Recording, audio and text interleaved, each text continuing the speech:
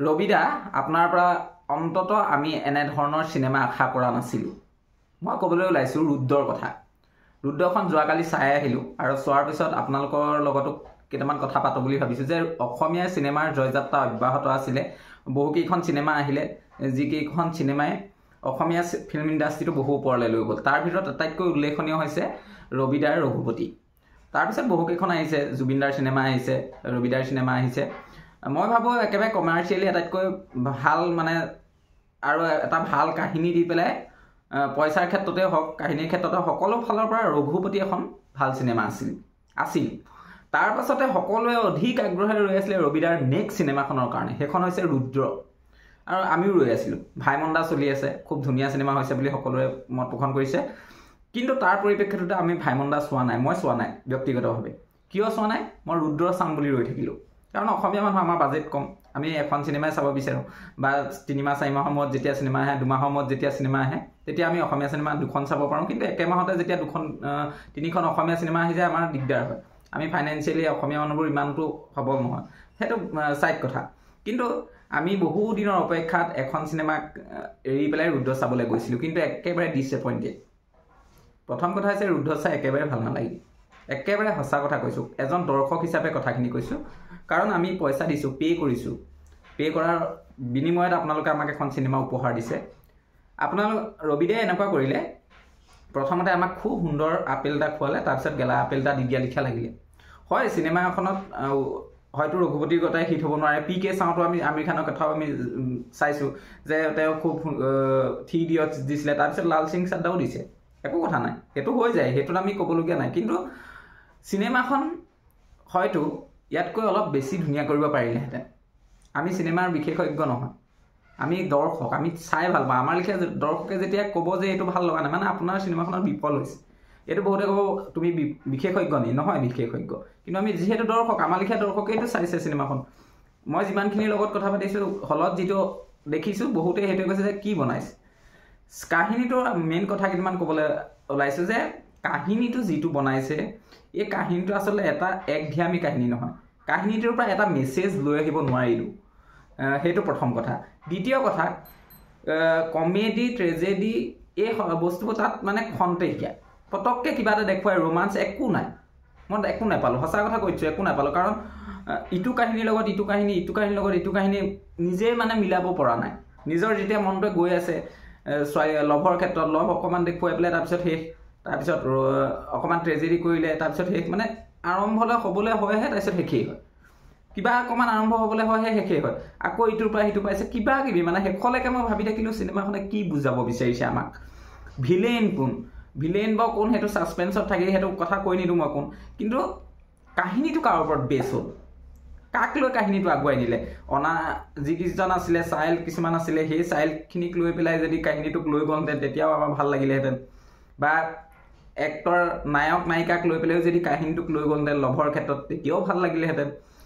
যদি এক্টৰৰ পাষ্ট যিটো লাইফ আছিলে, তাৰ যিটো খুব ট্ৰেজেডি এটা কাহিনী আছে বুলি চিনেমাখনত দেখুৱাব বিচাৰিছে, কিন্তু দেখুৱাব নোৱাৰিলে, সেইটোও যদি ধৰিলেহেঁতেন, তেতিয়াও মই ভাল লাগিলেহেঁতেন যে ট্ৰেজেডি এটা কাহিনী আছে।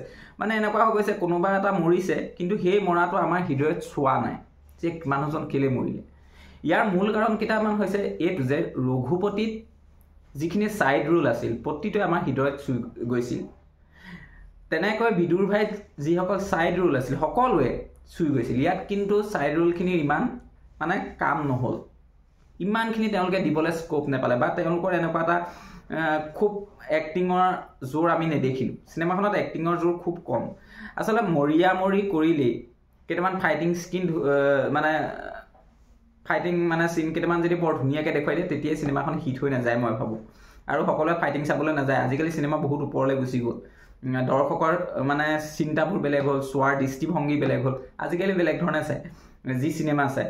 পঞ্চায়তৰ লিখা এতিয়া চিৰিজ মানুহে চাই আছে, ইমান ক্ৰেজত চাই আছে। কিয়? একমাত্ৰ এক্টিঙৰ কাৰণে, কিন্তু মাৰপিটৰ কাৰণে নহয়।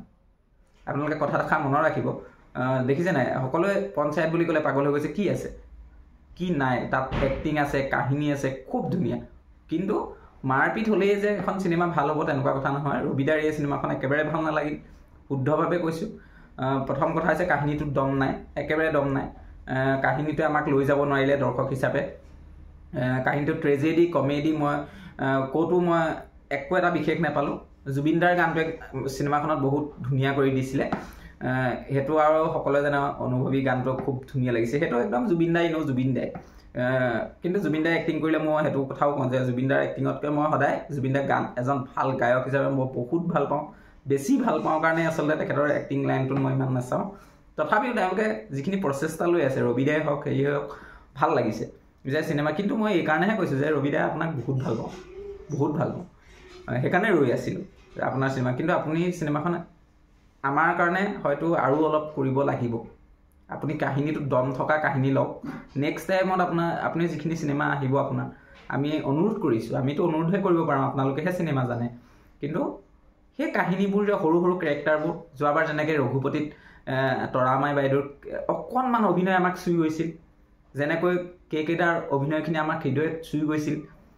সেই ছাইড কেৰেক্টাৰবোৰৰ যিমানখিনি কাহিনী আমাক প্ৰতিটো বস্তু মনত আছে কিন্তু এইখন কালি চাই আহিলে মই আজি পাহৰি গ'লোঁ কালিয়ে পাহৰি গৈছোঁ মই কাহিনীটো ছাছপেন্স মোৰ কাৰণে এটাই হৈছিলে সঁচা কথা কৈছোঁ একদম ট্ৰু কথা কৈ দিছোঁ যে মোৰ কাৰণে চিনেমাখনত ছাছপেন্স এটাই যে মোক চিনেমাখনে বুজাব কি বিচাৰিলে সেইটোহে মোৰ কাৰণে ছাছপেন্স হৈ থাকিলে যে মই কি বুজিলোঁ মই হলৰ পৰা কি লৈ আহিলোঁ কি মেছেজ লৈ আহিলোঁ না মই কান্দিলোঁ না হাঁহিলোঁ না মই এটাকে ভাবি আছোঁ কি বুজাইছে চিনেমাখনত কাক লৈ পেলাই চিনেমাখন বনাইছে ৰবিদা বা এক্টৰ সেইটো বুজি পাইছোঁ কিন্তু ৰবিদাৰ ওপৰতো বেছ নহয় চিনেমাখন সম্পূৰ্ণৰূপে ভিলেনজনৰ ওপৰতো সম্পূৰ্ণ চিনেমাখন বেছ নহয় মানে আপোনালোকে চালে গম পাব চাব চোৱাটো সকলোৱে চাওক অসমীয়া চিনেমা বুলি চাইছে কিবা বুলি চাইছে এইটো ক'বলগীয়া নাই সকলোৱে চাওকগৈ কিন্তু চোৱাৰ পিছত অন্ততঃ আমি এইকাৰণেহে ভিডিঅ'টো বনাইছোঁ যে ৰবিদাক ভাল পাওঁ সেইকাৰণে ভিডিঅ' বনাইছোঁ যে ৰবিদা অন্ততঃ আপুনি উন্নত কৰিবলৈ চাওক বহুত উন্নত কৰি পেলাই তললৈ আহিলে কাৰণে বেয়া লাগিছে যদি এখন আগতে দি দিলেহেঁতেন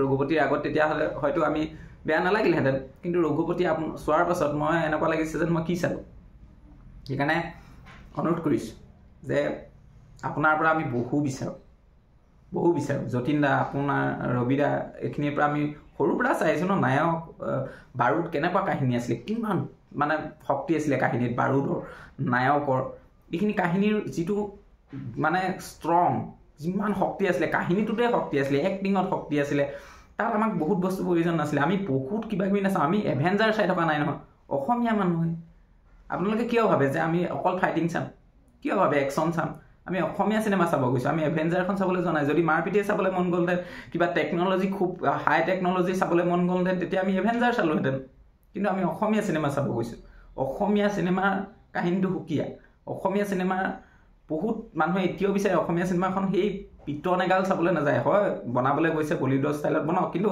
কাহিনীখিনিয়ে আমাৰ কাহিনীখিনিয়ে ভাল লাগে চিম্পুল কাহিনীখিনিয়ে ভাল লাগে চিম্পুল কাহিনীটোৱে লৈ গ'লেও আমাৰ বহুত ধুনীয়া লাগে সকলোৱে ভাল পায় তেনেকুৱা কাহিনী এতিয়া ভাইমন দা সকলোৱে যিখিনিয়ে কৈছে বহুত ধুনীয়া আছে চিম্পুল কাহিনী তেওঁৰ জীৱনৰ কাহিনী ভাল পাইছে এক্টিঙত জোৰ আছে ইয়াত কিন্তু এক্টিঙত জোৰ নাই মই কৈ দিছোঁ এক্টিঙে আমাক কন্দুৱাব নোৱাৰিলে মোক যেতিয়া কন্দুৱাব পৰা নাই এইটো কথা কোৱা নাই মোৰ লিখাটো হাজাৰজন দৰ্শক কৈছে দৰ্শকেই ন আমাৰ এইটো দৰ্শক হয় আমি দৰ্শক হিচাপে চাইছোঁ আমি ভাল নাই পোৱা সেইটোৱে সঁচা কথা ভাল নাই পোৱা মানে আপুনি বহুতে এতিয়া জোৰ জবৰদস্তি কৰি আমাক ক'বই আপোনালোকে কিয় ভাল নাপালে আৰে আমিওতো দৰ্শক 3 কোটি মানুহৰ ভিতৰত ময়ো এজন দৰ্শক নহয় জানো মই যদি ভাল পোৱা নাই মোৰ বন্ধুজনে যদি ভাল পোৱা নাই তেনেকৈ এজনকৈ ভাল পোৱা নাই মানে কিবা এটা ড্ৰবেক হৈছে আপোনালোকৰ ক'ৰবাত সেইকাৰণে নেক্সট চিনেমাখন বনালে মই ভাবিছোঁ আমি আশা কৰিছোঁ যে মই কাহিনীখিনি কৈ দিয়া নাই মই এইকাৰণে কৈ দিয়া নাই যে বহুতে চাবলৈ আছে চিনেমাখন চোৱাটো ভাল অসমীয়া চিনেমাখনৰ ওলাইছে চোৱাটো সেইটো আমিও বিচাৰোঁ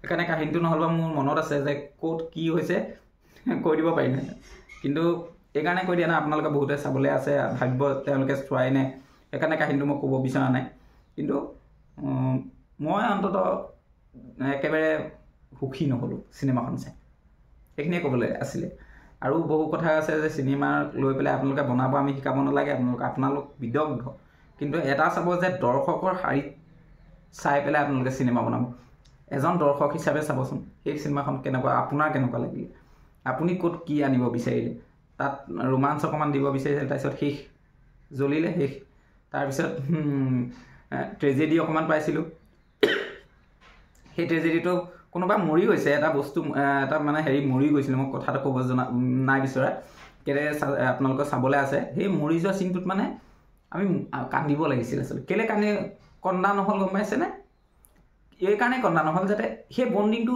দেখুওৱা নহ'ল যদি বণ্ডিং এটা দেখুৱালে বন্ধু ধৰি লোৱা বন্ধু দুজন আছে বন্ধু দুজনৰ বণ্ডিংখিনি প্ৰথমতে দেখুওৱাৰ পিছত এজন বন্ধু ঢুকাই থাকিলে দুখ লাগে কিন্তু বন্ধু দুজনৰ বণ্ডিংখিনি দেখুৱালেহে আমাৰ হাতত তেওঁলোকৰ কাহিনীটো জাগিব লাহে লাহে ইমান ধুনীয়া বন্ধুত্ব হেল্প কৰিছিলে আমুক কৰিছিলে তাৰপিছত বন্ধুজন মৰি গ'ল মই এটা এক্সাম্পল দিছোঁ কিন্তু প্ৰথমতে বন্ধু বুলি দেখালে তাৰপিছত পটককৈ মৰি গ'ল আমি মৰি গ'লো আমি মানে সেই কাহিনীটোত সোমোৱাব নোৱাৰিলে আমাক লৈ যাব নোৱাৰিলে কাহিনীটো সেইকাৰণে সেই ট্ৰেজেডিখিনি দেখুৱাইছে যিটো ট্ৰেজেডিখিনি আমাৰ ইয়াত চোৱা নাই ইয়াত চুব লাগিব হৃদয় সেই কথাটো আছে সেই কথাটোৱে মই ক'ব বিচাৰিছোঁ বাকী নেক্সট আকৌ ভাল চিনেমা চাম বুলি আশা কৰিছোঁ এখন ভাল চিনেমা শব্দটো কৈছোঁ ভাল চিনেমা এখন আমাক আকৌ লাগিলে সোনকালে দিয়ক ভাবি দিয়ক বহু ফাইটিং নালাগে তেনেকুৱা এখন ফাইটিং নহ'লেও হ'ব কিন্তু এক্টিং আৰু কাহিনীয়ে কিন্তু আমাক চুব লাগিব সেইটো কথা